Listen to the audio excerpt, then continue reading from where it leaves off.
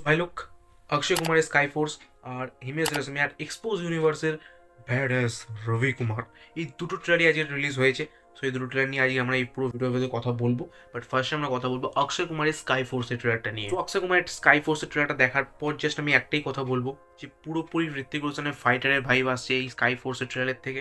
Because এই fighter মুভিটাও একটা মারাত্মক মুভি হয়েছিল, তার ভেতর দেশভক্তি ভরে ভরে ছিল, তার ভেতর ঋত্বিক রোশনের ভালো পারফরমেন্স ছিল, তার ভেতর আমরা ইয়ার অ্যাকশন দেখতে পেয়েছিলাম কিছু মারাত্মক লেভেলের। অ্যান্ড সেম জিনিসটা এই মুভির ভেতরও আমরা দেখতে পাচ্ছি। ফাইটার মুভির ভেতরও ইন্ডিয়া ভার্সেস পাকিস্তানের অ্যাঙ্গেলটা দেওয়া হয়েছিল, এই স্কাই ফোর্সের ভেতরেও ইন্ডিয়া ভার্সেস পাকিস্তানের অ্যাঙ্গেলটা দেওয়া আছে।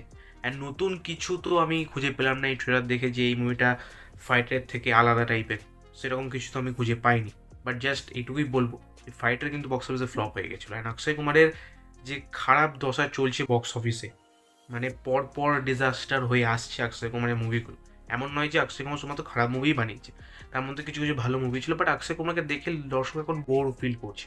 ইয়েস, যে কারণে যদি এই মুভিটা ফ্লপ হয়ে যায় তাহলে আমি আশ্চর্য হব না, বা যদি হিট হয়ে যায় তাহলে আমি অবভিয়াসলি আশ্চর্য হব। বাকি এই মুভির ভেতর বি প্রাকের একটা গানও থাকবে, যেটা কিছুদিন আগে যখন অ্যানাউন্সমেন্ট করেছিল ট্রেলার আসা, সেইখানে এই গানটা দিয়েছিলাম, যেটা বেশ ভালো লাগছিল আমার। অ্যান্ড বিশেষ করে কেসারিতে অক্ষয় কুমার আর বি প্রাকের যে কম্বিনেশনটা ছিল সেটা কিন্তু একেবারে মানে না ভুলতে পারার মতো কম্বিনেশন ছিল।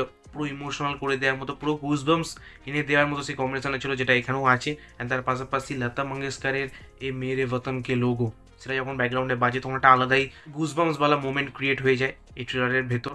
অ্যান্ড তার পাশাপাশি ডায়লগ ট্রেলারের ভেতর যখন অক্ষয় কুমার সেই ডায়লগটা বলবে যে দুসরা গাল নেতা দিখাতে হাম ফৌজি নেই, তো ওটা একেবারে কারেক্ট ডায়লগ ছিল।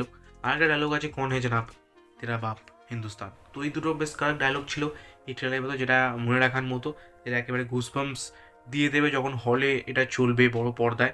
বাট সব থেকে বড় কোশ্চেন হচ্ছে এটাই, যেটা আদৌ কি বক্স অফিসে চলবে। কারণ এই স্কাই ফোর্স ট্রেলারের নিচে সবাই কমেন্ট করছে যে ভাই অক্ষয় কুমারের কামব্যাক হবে, অক্ষয় পাজি কামব্যাক করছে, অক্ষয় পাজি কামব্যাক করছে। এটা তো অক্ষয় কুমারের লাস্ট 5-6টা মুভিতে সেই সেম কমেন্ট করে যাচ্ছে এইসব লোকেরা, যখন অক্ষয় কুমারের টিজার ট্রেলার কোনো আসছে মুভি। বাট কামব্যাক তো হচ্ছে না। সো আমি বলবো যে ভাই এগুলো বলা বন্ধ করে দাও, তাহলে হয়তো কি কামব্যাক হতে পারে। তোমরা মুভি রিলিজ হওয়ার আগে নজর লাগিয়ে দিচ্ছ।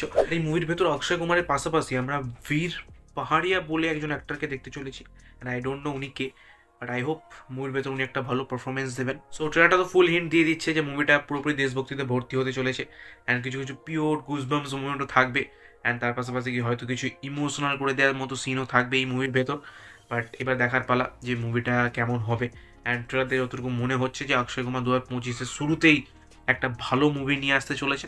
বাট দেখা যাক কেমন বার হয় মুভিটা। এবার আমরা কথা বলবো এক্সপোজ ইউনিভার্সের নেক্সট মুভি ব্যাড অ্যাস রবি কুমার নিয়ে, যে ট্রেলার ফাইনালি ড্রপ করে দেওয়া হয়েছে। অ্যান্ড ট্রেলারটা দেখার পর জাস্ট আমি একটাই কথা বলবো, মজা হয়। ইয়েস, অ্যান্ড আমরা যারা দর্শক আছি, যারা অডিয়েন্স আছি, তারা একটা মুভি দেখার সময় কী এক্সপেকটেশন নিয়ে যায়, সেই মুভিটা দেখে যে আমি মজা পাই।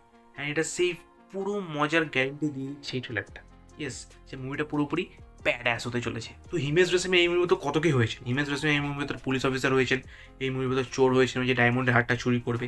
হিমেশ রেশমিয়া এই মুভির ভেতর প্রডিউসার, এই মুভির ডাইরেক্টর, এই মুভির স্ক্রিন প্লে উনি দিয়েছেন, এই মুভির ভেতর অ্যাক্টিং উনি করেছেন, এই মুভির ভেতর অ্যাকশন উনি করেছেন, এই মুভির ভেতর গান উনি লিখেছেন, উনি গান গেয়েছেন, উনি মিউজিক দিয়েছেন। তো যখন একটা মানুষ এই সব কাজ করে নেয় মুভির ভেতর, তখন মুভির বাজেট তো বাড়ে না। ইয়েস, তো যে কারণে সেই বাজেটটা খরচ হয়েছে এই মুভির অ্যাকশন সিকোয়েন্সে। যে ধরনের ভাইলেন্স দেখিয়েছে ভাই, মার্কো এখানে ওকে ব্যাড অ্যাস রবি কুমারে ওকে। তো যে কারণে ভাই যে কড়াক লেভেলে ভাইলেন্স দেখে, আমি কোনো মজা করছি না, যে কড়াক লেভেলে ভাইলেন্স দেখিয়েছে এই ব্যাড অ্যাস রবি কুমারের ট্রেলারের ভেতর, এটা জাস্ট আনএক্সপেক্ট ছিল আমার কাছে। তার পাশাপাশি ট্রেলারের ভেতর যে ডায়লগ ছিল, আমি 10 বছরে এত ডায়লগ শুনিনি, যেটা শুধুমাত্র এই সিঙ্গেল ট্রেলারের ভেতর ছিল। মুভির ভেতর তো এখনও অনেকগুলো ডায়লগ আছে যেগুলো ট্রেলারের ভেতর মেগাস এখন দেখায়নি। সো ট্রেলারের ভেতর যতগুলো ডায়লগ ছিল, चुम्मा भाई चुम्मा।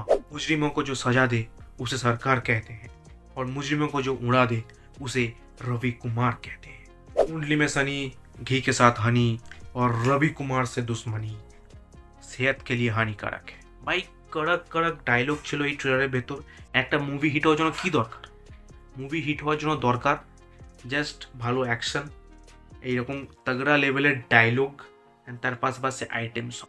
ইয়েস, এটা মনে হচ্ছে মুভির ভেতর 3-4টে আছে, আর কি লাগবে ভাই, মুভি হিট। আর ব্যাড অ্যাস রবি কুমার যে পিস্তলটা ইউজ করছে এই ট্রেলারের ভেতর, তার ভেতর কটা নলি আছে তুমি অফকোর্স কমেন্ট করে জানিও। অ্যান্ড সন্দীপ রেড্ডি বাঙ্গা অ্যানিম্যালের জন্য যে মেশিন গান বানিয়েছিল একটা, ওকে, আর সেটার থেকে মারাত্মক হচ্ছে এই পিস্তল। কারণ সেটা অনেকটা চাগিয়ে নিয়ে আসতে হতো, অনেকটা পরিশ্রম করতে হতো।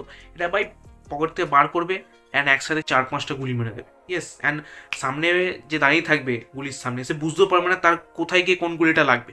ইয়েস, মানে যেহেতু এতগুলো নল আছে। তার পাশাপাশি ব্যাডাস রবি কুমারের ট্রেলারের ভেতর নস্টালজিয়ার ছাপটাও কিন্তু রেখে দিয়েছে মেকার্সরা, যে তেরে শরীর में उतना खून नहीं होगा जितना रवि कुमार एक बार में।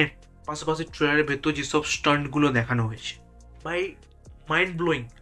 টম ক্রুজ ফেল এইসব স্টান্টের সামনে। ইয়েস, যেমন ওই টানেলের ওপর দিয়ে গাড়িটা নিয়ে চলে যাবে, তার পাশাপাশি ওই যখন বিল্ডিংয়ের ওপর দিয়ে দৌড়ে নামবে, এখানে কোনো লজিক ফজিক খুঁজতে যেও না। ইয়েস, কারণ লজিক রবি কুমার রাখে ওখানে। আর আমরা সচরাচর দেখে আসি যে মুভির ভেতরেই সোশ্যাল মেসেজ লুকিয়ে থাকে, বাট এই ট্রেলারের ভেতরে কিন্তু একটা সোশ্যাল মেসেজ লুকিয়ে আছে, আর সেটা হচ্ছে ধূমপান স্বাস্থ্যের পক্ষে ক্ষতিকর।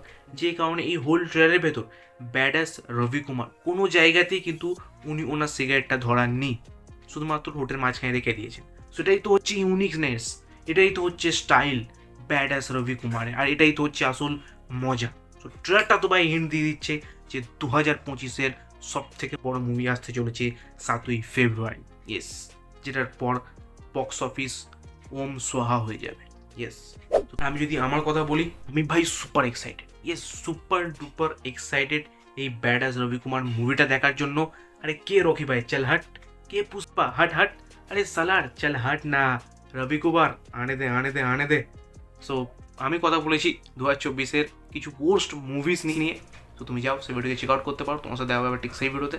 So by.